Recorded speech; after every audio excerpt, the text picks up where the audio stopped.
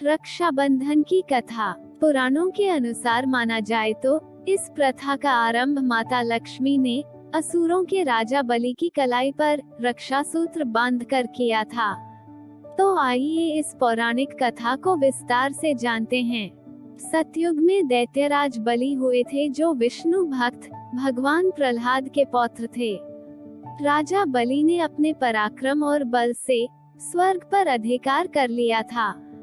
इसी बात से देवी देवता बेहद चिंतित हो गए थे। राजा बलि से रक्षा के लिए सभी देवता भगवान विष्णु की शरण में गए। भगवान विष्णु ने सभी देवी देवताओं की रक्षा की खातिर देव माता अदिति के यहाँ बौने कद और छोटे पग वाले वामन देव के रूप में जन्म लिया। एक दिन राजा बलि नर्मदा नदी के किनारे यज्ञ कर रहे थे। तब भगवान विष्णु वामन रूप में यज्ञ स्थल पर पहुँचे।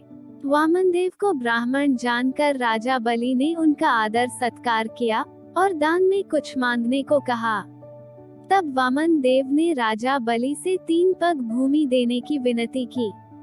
राजा बलि ने बालक वामन का बौना कद और छोटे पैर देखकर उनके मांगे हुए दान का कम आकलन किया।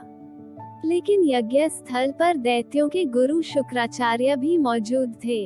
वे जान चुके थे कि वामन देव और कोई नहीं बल्कि साक्षात विष्णु देव हैं। शुक्राचार्य ने राजा बलि को कोई भी वचन देने से मना किया, लेकिन गुरु की सलाह न मानकर राजा बलि ने वामन देव को 3 पग भूमि देने का वचन दे दिया। वचन मिलते ही वामन देव ने अपना कद बढ़ाना आरंभ किया। कद के साथ साथ उनके चरणों का आकार भी इतना बढ़ गया कि उन्होंने पहले पग से पृथ्वी और दूसरे पग से आकाश नाप लिया। तीसरा पग नापना अभी बाकी था। अपना वचन पूरा करने के लिए राजा बलि ने अपना सिर झुकाकर ब्राह्मण से प्रार्थना की, वामन देव, आप तीसरा पग मेरे सिर पर रख सकते हैं। वामन देव ने जैसे ही तीसरा पग बलि के सिर पर रखा, वह पाताल लोक चला गया। राजा बलि की ऐसी दानवीरता देखकर वामन देव भगवान विष्णु के रूप में प्रकट हुए और बलि को पाताल लोक का राजा बना दिया। भगवान विष्णु ने बलि से वरदान मांगने को कहा। राजा बलि ने वरदान के रूप में मांगा कि मैं हर समय आपको देखना चाहता हूँ। भगवान विष्णु ने राजा बलि की इच्छा पूर्ण की और उसके पहरेदार बनकर वहीं पाताल लोक में ही बस गए। जब बहुत समय तक भगवान विष्णु बैकुंठ धाम नहीं पहुँचे, तो माता लक्ष्मी चिंतित हो उठी। उन्हें श्री विष्णु की अनुपस्थिति खलने लगी। वे रूप बदलकर एक गरीब स्त्री बनकर राजा बलि के द्वार पहुँची। राजा बलि ने उन्हें अपनी बहन बना लिया। एक दिन उस गरीब स्त्री ने राजा बलि के पास जाकर उन्हें रक्षा सूत्र बांधा। राजा बलि ने रक्षा सूत्र के बदले कुछ उपहार मांगने के लिए कहा।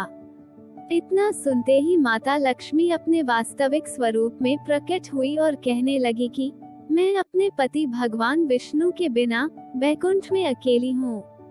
मुझे उपहार में अपने पति श्री विष्णु को अपने साथ बैकुंठ ले जाने की अनुमति चाहिए। राजा बलि ने अपना वचन पालते हुए दोनों को बैकुंठ धाम जाने की स्वीकृति दे दी। उस दिन श्रावण मास की पूर्णिमा थी। तब से अभी तक बहनें अपने भाई को राखी बांधती हैं और इसके बदले भाई से रक्षा का वचन लेती हैं।